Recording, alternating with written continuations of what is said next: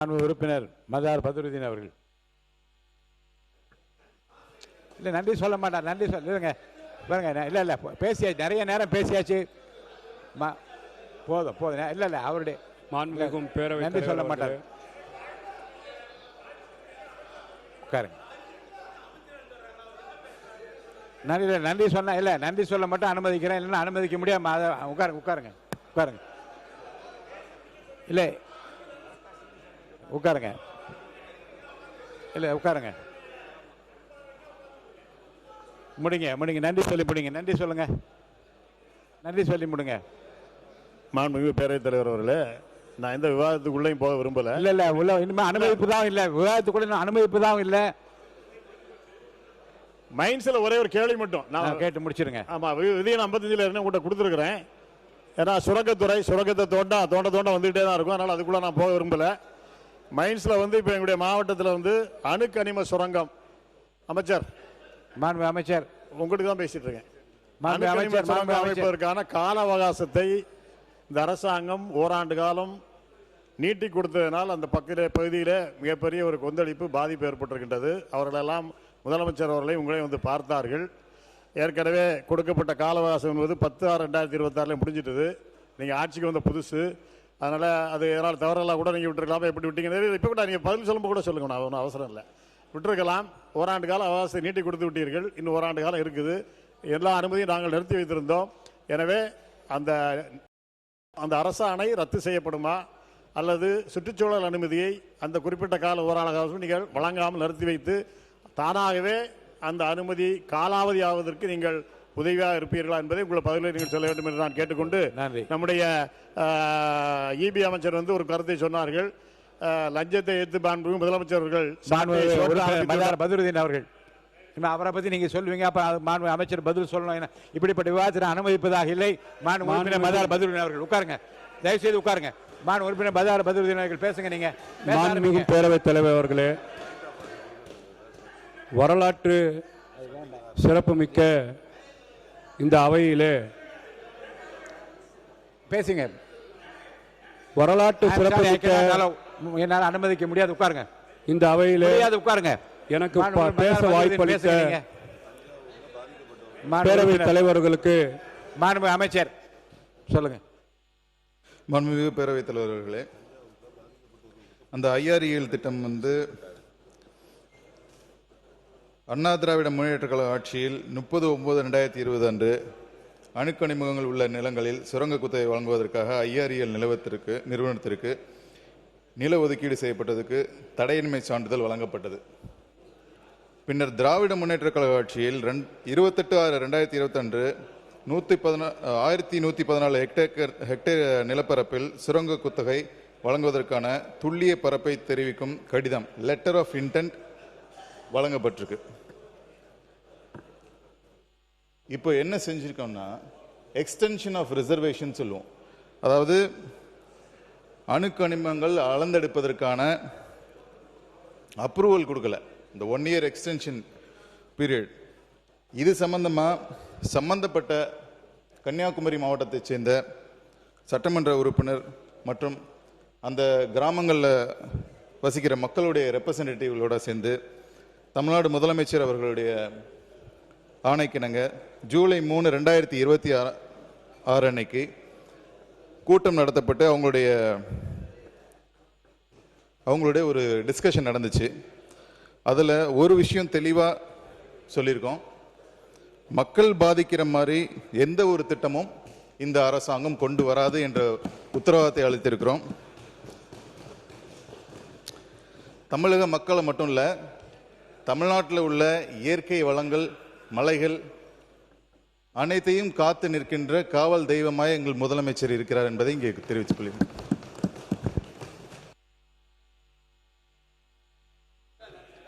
பாருங்க, தயவுசெய்து நான் அனுமதிக்க மாட்டேன்னு சொல்லிட்டேன். கம்பல் பண்ணாதீங்க. இல்லை நீங்கள் இல்லைங்க, நன்றி சொல்லுங்கன்னு சொன்னேன். உடனே அமைச்சர்னு கேள்வி கேட்டு அப்படி பதில் சொல்லாமல் இருக்குமா? அப்படி நீண்டு கொண்டே போக வேண்டாம். மாண்புமிகு உறுப்பினர் மதார் பத்ருதீன் அவர்கள் செய்ய மாட்டேன். மாண்புமிகும் பேரவைத் தலைவர் அவர்களே, ஒரு நிமிஷம் நன்றி சொல்லுங்க. நன்றி சொல்லுங்க பார்க்கலாம். உங்களால் முடியுமான்னு நான் பார்க்குறேன். சொல்லுங்க சொல்லுங்க சொல்லுங்க. மாண்புமிகு பேரவைத் தலைவர் அவர்களே, இவ்வளவு பெரிய குறுக்கீடுகளுக்கும் இடையிலே இவ்வளவு நேரம் 28 நிமிஷம் கொடுத்துருக்கோம். இவ்வளவு நேரம் பேசுவதற்கு எனக்கு வாய்ப்பளித்து அதன் மூலமாக பல்வேறு கருத்துக்களை பல்வேறு உறுப்பினர் மூலமாக அமைச்சர் மூலமாக இந்த நாட்டு மக்கள் அறிவதற்கு வாய்ப்பினை வழங்கிய உங்களுக்கு என்னுடைய பணிவான நன்றியினை சொல்லி என்னுடைய தொகுதி சம்பந்தமாக சில கோரிக்கைகள் இருக்கு, அதை உங்களுக்கு கொடுத்து விடுகின்றேன். அவை குறிப்பில் சேர்த்து விடும்படி அன்போடு கேட்டுக்கொண்டு நிறைவு செய்கிறேன். நன்றி. நன்றி. மாண்புமிகு மதார் பதுருதீன் அவர்கள்.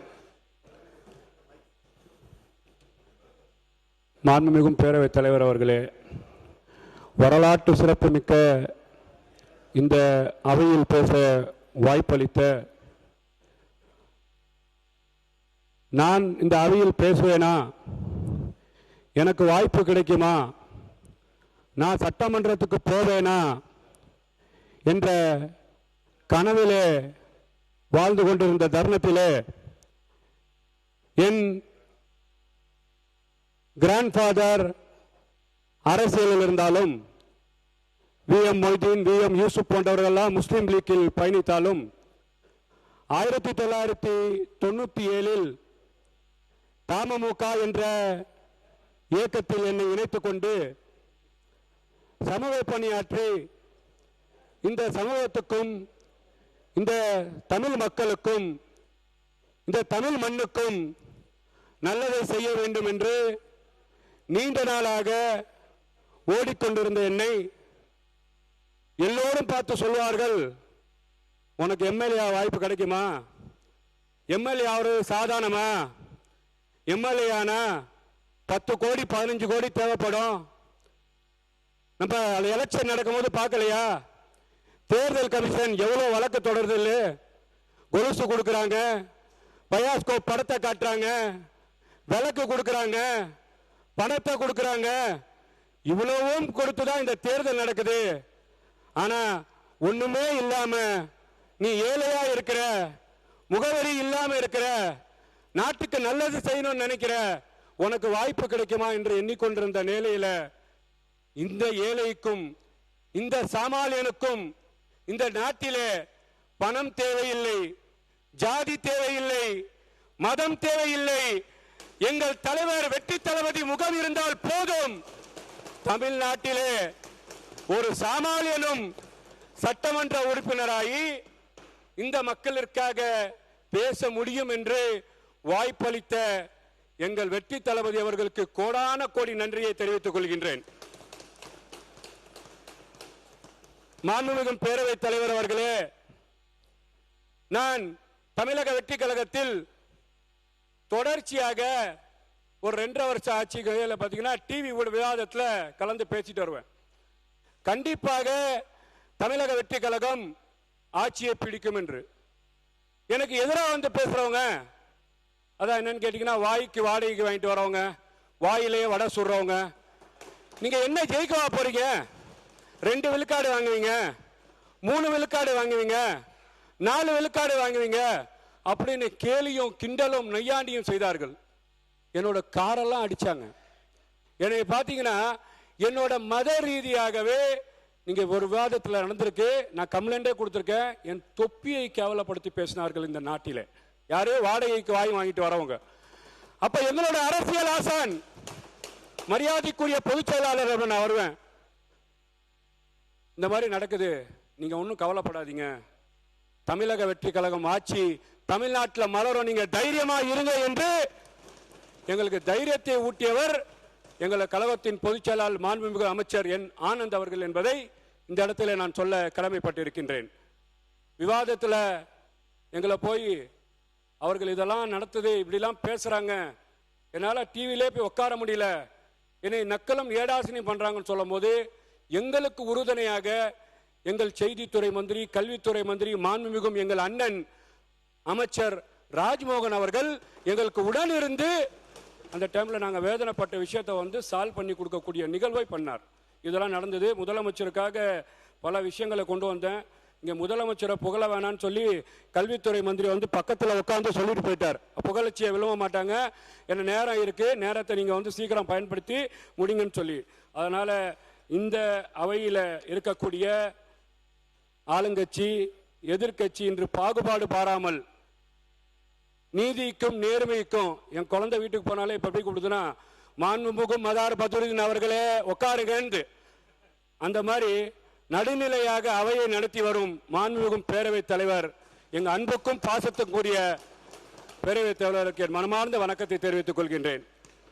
மாண்புமிகும் பேரவை துணைத் தலைவர் அவர்களுக்கும் தலைமை அரசு கொறடா மற்றும் அவை முன்னவர்களுக்கும் மாண்புமிகும் எதிர்க்கட்சி தலைவர், மாண்புமிகும் முன்னாள் முதலமைச்சர், மாண்புமிகும் சட்டமன்ற உறுப்பினர், மதிப்புக்கும் மரியாதைக்குரிய தலைமை செயலாளர் உட்பட அனைத்து அரசு அலுவலர்கள், பத்திரிகையாளர் நண்பர்கள் உள்ளிட்ட அனைவருக்கும் என் முதல் கண் வணக்கத்தை தெரிவித்துக் கொள்கின்றேன்.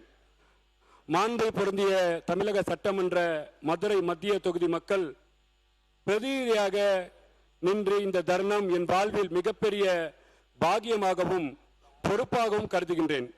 என்னை பெருவாரியான வாக்கு வித்தியாசத்திலே வெற்றி பெற செய்து இந்த சட்டமன்றத்தில் அனுப்பி வைத்த மதுரை மத்திய தொகுதி மதுரை மக்களுக்கு இந்த நேரத்திலே என் இதயபூர்வமான நன்றியை தெரிவித்துக் கொள்கிறேன். என் வெற்றிக்காக உழைத்த தமிழக வெற்றி கழகத்தின் நிர்வாகி முதல் கடைக்கோடி தொண்டர்கள் வரை அனைவருக்கும் என் கோடான கோடி நன்றியை தருணத்தில் தெரிவித்துக் கொள்கின்றேன். மாண்புமிகு பேரவைத் தலைவர் அவர்களே, இன்றைய தினம் நடைபெறும் மானிய கோரிக்கை மீதான விவாதத்தில் கலந்து கொண்டு உரையாற்றிய எனக்கு வாய்ப்பளித்த மாண்புமிகும் தமிழ்நாட்டோட முதலமைச்சர் எங்கள் வெற்றி தளபதி அவர்களுக்கு கோடான கோடி நன்றியை தெரிவித்துக் கொள்கின்றேன். மாண்புமிகும் பேரவைத் தலைவர் அவர்களே, சட்டமன்றத்திலே முதல் முறையாக 2 வருஷம் தமிழக வெற்றி கழகத்தை ஆரம்பிச்சு தமிழக வரலாற்றிலே 2 வருஷத்துல முதலமைச்சராக ஆட்சியை பிடிச்சு சட்டமன்றத்தில் முத்திரப்படுத்த ஒரே தலைவர் எங்களோட வெற்றி தலைவர் என்பதை இந்த இடத்தில் நான் பதிவு செய்ய கடமைப்பட்டிருக்கின்றேன். 1,72,72 லட்சம் வாக்கு வித்தியாசத்தை பெற்று பிளாக் பெஸ்டை பெற்று திராவிட கட்சிகளை திகைத்த வைத்து தமிழக அரசியல் வரலாற்றிலே மிகப்பெரிய சாதனை வெற்றி படைத்த ஒரே தலைவர் எங்கள் வெற்றி தலைவர் தமிழ்நாட்டோட முதலமைச்சர் என்பதை நான் தெரிவித்துக்கொள்ள கடமைப்பட்டிருக்கின்றேன். மக்கள் சேவை மௌன புரட்சி மூலம் ஆற்றி வரும் மாண்புமிகும் புரட்சி தலைவர் வெற்றி தலைவர் எங்கள் அண்ணன் பாசமிகும் புல்லட் ட்ரெயின் வேகத்திலே தமிழக ஆட்சியை தமிழ்நாட்டிலே சிறப்பாக நடத்தி வருகிறார். ஊழல் ஒழிப்பதற்கு புதிய அரசை தொடர்வதற்கு உறுதுணையாக நடவடிக்கைகளை எடுப்பதற்கு வருகின்றார். சென்னை உயர்நீதிமன்றம், மதுரை கிளை நீதிமன்றம் பாராட்டி சமீபத்திலே மாண்புமிகு முதல்வர்களுக்கு பாராட்டு தந்தது. அது மட்டுமில்லாமல் கடந்த 5 ஆண்டு கால நடந்த முறையில் நிதி நிர்வாகம் முந்தைய ஆட்சியாளர்கள் குருவி தலையில் பணங்காய் வைத்தது போல மொத்தத்தில் 10 லட்சம் கோடி கடனை தமிழக அரசின் மீது தமிழக மக்கள் மீது சுமத்திவிட்டு சென்று விட்டார்கள். அதற்குரிய பலனை தற்போது அவர்கள் அனுபவித்து எதிர்வரிசையில் அமர்ந்து கொண்டிருக்கின்றார்கள். அரசு கஜானாவை காலியாக்கி இருக்கின்றது. இந்த சூழலில் தமிழ்நாட்டில் முன்னேற்றுவதற்காக மகளிருக்காக மாண்புமிகு முதலமைச்சர் எங்கள் வெற்றி தளபதி அவர்கள் பல முன்னேற்ற திட்டங்களை அறிவித்து வருகின்றார். அதற்காக நான் என் முதல் கண் நன்றியை தெரிவித்துக் கொள்கின்றேன். நிதிநிலை அறிக்கை, காவேரி வைகுண்டாறு நிதி இணைப்பு திட்டத்தை, வைகை கழிவுநீர் திட்டத்தை, வைகை நிதி சுற்றுலா திட்டத்தை, மதுரை புதிய அரசு சட்டக்கல்லூரி ஆகிய திட்டங்களை அறிவிப்பு செய்த மாண்புமிகு முதலமைச்சர் எங்கள் வெற்றி தளபதி அவர்களை மதுரை மாவட்ட மக்களின் சார்பாக மனமார்ந்த நன்றியை தெரிவித்துக் கொள்கின்றேன். முதலமைச்சர் அறிவிச்ச திட்டத்தில் நக்கலும் ஏடாசிரியம் பண்ணக்கூடிய திட்டம்னு கேட்டீங்கன்னா எல்லோரும் தமிழ்நாட்டில் இருக்கக்கூடிய ஏகோதிபத்த மக்கள் வரவேற்கிறாங்க. ஆனா எதிர்கட்சிக்காரங்க இது எதுக்கு கொடுக்கணும், நிதி சுமையா இருக்குன்றாங்க. தாய் மாமன் தொங்க மோதிரம் திட்டம் ஏன்னு கேட்டீங்கன்னா தாயின் காலடியில் சொர்க்கம் இருக்கின்றது நபி ஸல்லல்லாஹு அலைஹி வஸல்லம் சொல்றாங்க.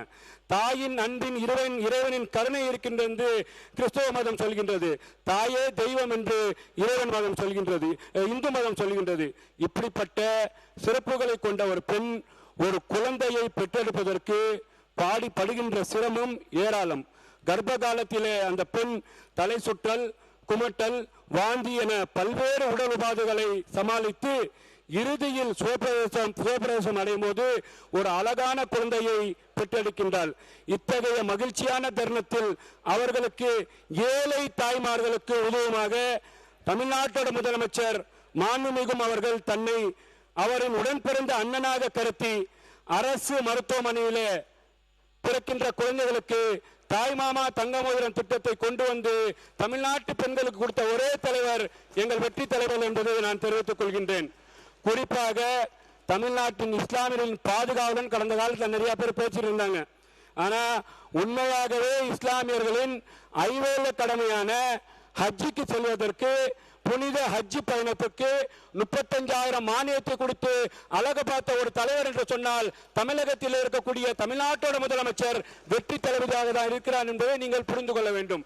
தமிழ்நாட்டு இஸ்லாமிய மக்களுக்காக தமிழக வெற்றி கழகம் ஆரம்பிக்கும் போது தமிழ்நாட்டிலே என்ஆர்சி, சிஆர்சி என்ற சிஏ என்ற பிரச்சனை இந்தியா முழுக்க வந்தது.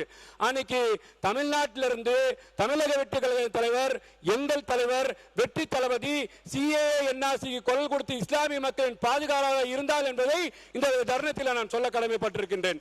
அது மட்டும் இல்லாமல் வக்ஃபுக்கு எதிரான ஒரு சட்டம் வந்தது. வக்ஃபுக்கு எதிரான சட்டம் வரும்போது கேரள அரசாங்கமே அந்த வக்ஃபுக்கு எதிராக அரசாங்கம் உச்சநீதிமன்றத்தில் வழக்கு தொடர்ந்தது. ஆனா இங்க தமிழ்நாடு அரசாங்கம் என்ன பண்ணுது, நம்ம இஸ்லாமிய மக்கள் பார்த்தாங்க. ஆனா இஸ்லாமிய மக்களுக்கு எதிரான சட்டம், இந்த சட்டத்தை யாராக இருந்தாலும் எதிர்க்க வேண்டும் என்று தமிழ்நாட்டு அரசியல் களத்திலே தமிழக வெற்றி கழக தலைவராக இருக்கும் போது இன்றைய முதலமைச்சர் வெற்றி தளபதி அவர்கள் சுப்ரீம் கோர்ட்ல வழக்கமாடும் சென்ற இஸ்லாமிய மக்களை பாதுகாத்தல் என்பதுதான் இந்த நிராசன உண்மை என்று பார்க்கப்படுகின்றது. தொடர்ச்சியாகவே நான் என்னன்னு கேட்டீங்கன்னா, சர்சாரியா கமிஷன் இஸ்லாமியர்கள் வறுமை கோட்டு கீழே இருக்கிறாங்க, நீங்க பாத்தீங்கன்னா இஸ்லாமியருக்கு 5% உதவி கொடுக்கணும்னு சொல்லிக்கிறேன். எங்களோட கழகத்தின் பொதுச் செயலாளர் நானான்னு கூப்பிடுவேன், பாசத்துக்குரிய நானா அவர்கள், நம்ம கண்டிப்பா அரசாங்கம் அமைஞ்சோன்னு கொடுப்போம் நானா. ஆனா இன்னைக்கு நடக்கக்கூடிய சட்டமன்ற தொகுதியில 234 தொகுதியில 5 விழுக்காடு 13 இஸ்லாமியர்களுக்கு வாக்கு பாத்தீங்கன்னா தேர்தலில் இடம் கொடுத்த ஒரு தலைவர் யார் என்று கேட்டால் இன்றைய தமிழ்நாட்டோட முதலமைச்சர் எங்கள் வெற்றி தளபதி என்பதை இந்த இடத்துல நான் சொல்ல கடமைப்பட்டிருக்கிறேன்.